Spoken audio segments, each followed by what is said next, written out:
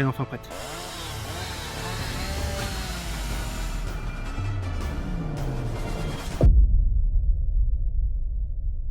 Les Space Marines, je suis sûr que t'en as déjà entendu parler. En même temps, avec les derniers en date, tu connais au moins de nom. Tu sais, les types en armure là qui tabassent des aliens pour l'empereur. Et tu sais, ce qui est encore plus stylé chez eux? What is your reward? My salvation is my reward. Non. On est d'accord, tout est stylé chez eux finalement. Mais ce qui est encore plus stylé qu'un Space Marine, Your craft. eh bien, c'est un putain de Space Marine qui te court dessus avec une épée tronçonneuse. What is your pledge? Goes into the bone. There's darkness in your soul. You're cold, cold heart. Cold, cold heart. Hold me like a ghost. I won't leave me alone. You're cold, cold heart. Bon, déjà, petite remise à niveau. C'est quoi un Space Marine? Eh bien, pour ce qui est des Primaris, en gros, la V2 encore plus dopée, toujours aussi fanatique et encore plus badass que les premiers, ce sont des types génétiquement modifiés avec une bonne vingtaine d'implants qui mesurent plus de 2,50 m. Et qui en plus te veulent pas du bien, surtout si t'es autre chose qu'un homme, ou ça dépend. Il y a plusieurs chapitres, en gros des factions, et parmi ces bourgs intergalactiques, il y a les Ultramarines. Pourquoi je les ai choisis? Ben parce que j'ai envie de faire du clic mon salaud, voilà tout. Mais surtout parce qu'ils sont stylés. Eux, ils sont assez sympas avec la plèbe, donc c'est une bonne raison de plus. Et leur épée tronçonneuse dans tout ça. Ce n'est pas qu'une arme, c'est un symbole de leur foi envers l'empereur, ou un outil de rétribution conçu pour déchiqueter les plupart des gens qui existent sur Terre. Ou plutôt sur la galaxie, voilà, t'as compris. Aujourd'hui, j'ai un peu envie de faire pareil. Non, je te vois venir. Je ne vais pas courir dans la rue au nom de l'empereur pour tabasser des gens. Sois un peu sérieux, bordel de merde. Mais en tout cas, moi, je suis assez con pour voir le faire. Enfin, non, bref. Je vais quand même concevoir l'épée tronçonneuse des Ultramarines. Ok. On va commencer par les bases. Combien ça mesure ça? Oh putain. 1,20 m. Ça reste un peu grand. Un Primaris Astartes, ça fait 2,50 m, donc on va scaler à ma taille, 1,80 m, 90 cm. C'est un bon début. Pour les inspirations, je me suis rendu compte qu'il n'y avait pas d'épée générique, donc c'est assez open bar. Premier dilemme, pour le pommeau, un crâne ou un aigle? Bon, le crâne c'est badass, ça hurle, je suis là pour te buter mon salaud. Mais l'aigle c'est encore mieux, ça hurle, je suis là pour te buter et au nom de l'empereur. Donc, on va pas dire non à l'aigle. Les Ultramarines sont tellement des groupies avec leur empereur chéri, obligé je pars sur l'aigle. Et ça change un petit peu, donc c'est parfait. Mais comme en plus j'ai retrouvé une bonne reproduction sur un forum, genre lui, qui reprend masse de détails sur une arme avec un aigle en plus, donc moi ça me plaît. Le monde est tellement bien fait, putain. On va prendre cette épée en ref, mais n'hésite pas à me dire ce que tu aurais pris toi en commentaire. Donc étape 2, on va faire un petit schéma pour aider à la modélisation. De toute beauté. Je le passe sur Photoshop pour augmenter les contrastes, et c'est maintenant qu'on travaille. Maintenant que mon croquis est terminé, enfin, ce qui me sert de copier on va dire, on va l'apporter dans le soft pour aider à mieux comprendre le positionnement de chaque élément. Et comme je suis sympa, je te fais un timelapse juste pour l'aspect satisfaction.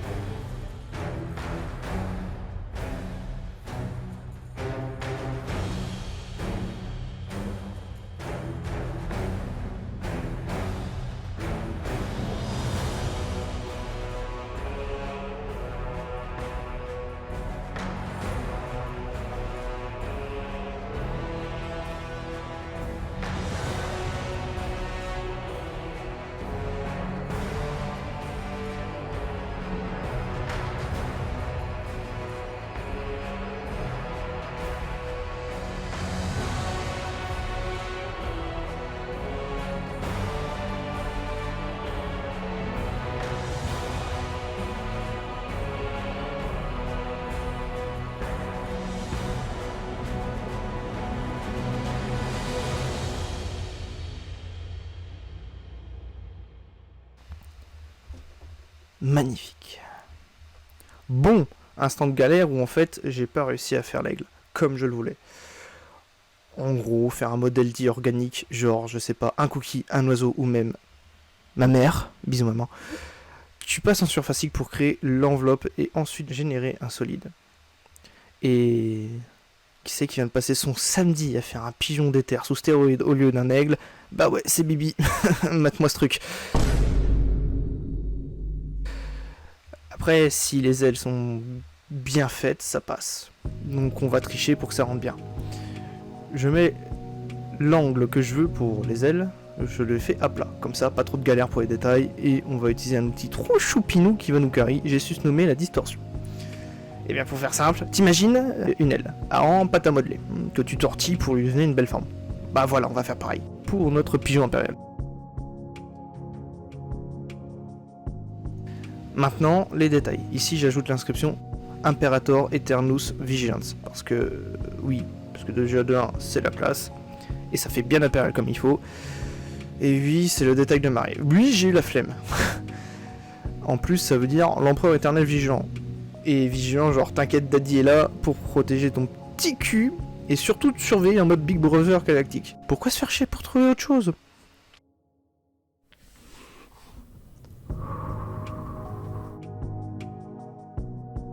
C'est parfait, on va se rajouter un petit kiff et voilà.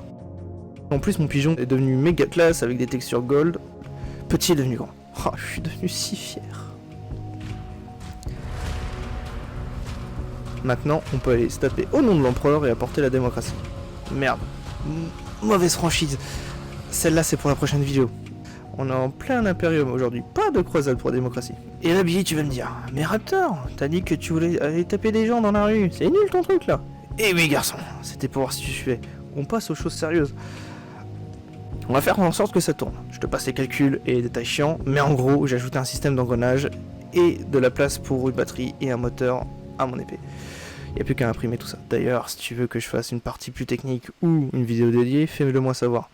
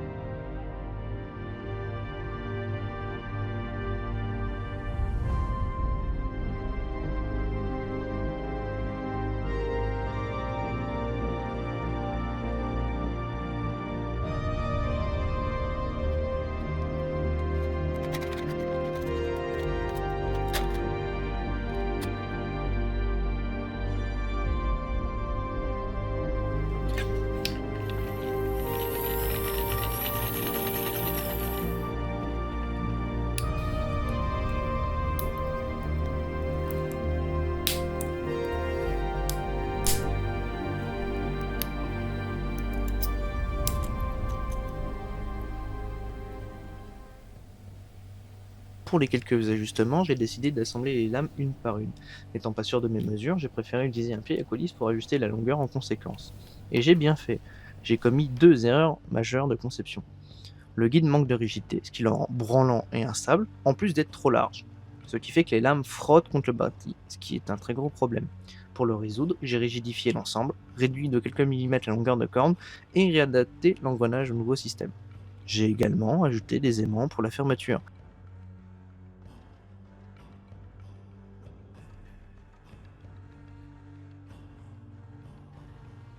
Une fois ces modifications effectuées, j'ai relancé l'impression des lames en monobloc, ce qui je pense améliorera la résistance. Bien que le sens de fibrage ne soit pas optimal, ce sera toujours mieux qu'un pion collé. Et d'ailleurs, qu'est-ce qu'un fibrage en impression 3D? Le matériau est dit anisotrope, c'est-à-dire qu'il n'est pas aussi résistant dans toutes les directions. Cela est dû au fait que les couches de polymères sont déposées les unes sur les autres, rendant les interfaces entre les couches plus fragiles. toute façon, de toute manière, puisque notre épée tient plus du jouet que de l'arme anti-hérétique, ce n'est pas trop grave, il nous faudra juste éviter de mettre des knackis sur le passage des lames. Elle est enfin prête.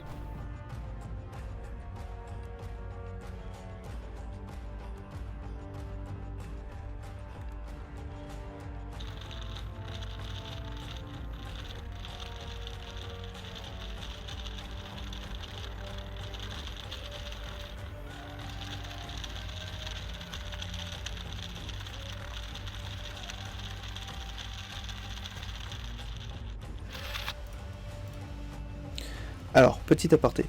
Vous allez voir l'épée se couper quand je la tiens à une main, et c'est tout à fait normal. J'ai mis en place une sécurité enfant à la dernière minute avant d'imprimer parce que j'avais simplement peur qu'un gamin se blesse en tombant dessus. Le système est 100% détectable, donc je vous laisse deviner en commentaire comment j'ai fait et vous aurez la réponse en épinglé d'ici 24 heures, avec un short explicatif. La bise et bonne fin de vidéo.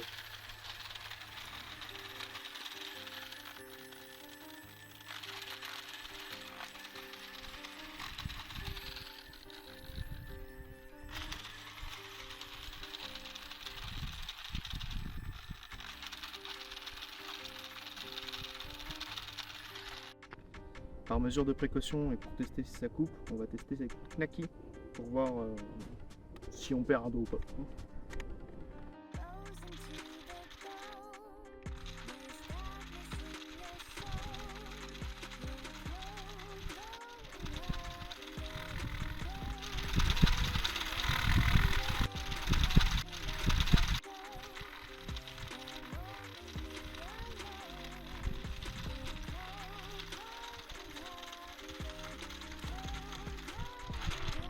Bon, à défaut, on perd pas de doigt, mais ça a l'air de faire mal quand même. Hein.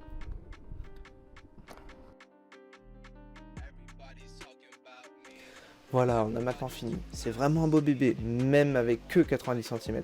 Vous en pensez quoi? Digne de l'empereur ou pas? Dites-moi en commentaire quel changement vous feriez. Et si tu es resté jusqu'au bout, Jonas Sartès commente pour l'empereur, parce que t'es un vrai. Et rejoins notre croisade. Et qui sait, peut-être qu'un jour tu manieras toi aussi l'épée pour l'Imperium. Si t'as aimé, abonne-toi, mets la cloche et n'hésite pas à nous faire un petit coucou dans les commentaires. Et aussi pour nous dire quel objet de pop culture tu veux qu'on se fasse. Et surtout n'oublie pas d'aller checker la description si tu veux mettre cette belle épée dans ton salon. Je te fais des gros bisous et on se dit à bientôt. C'était le Raptor. Oh,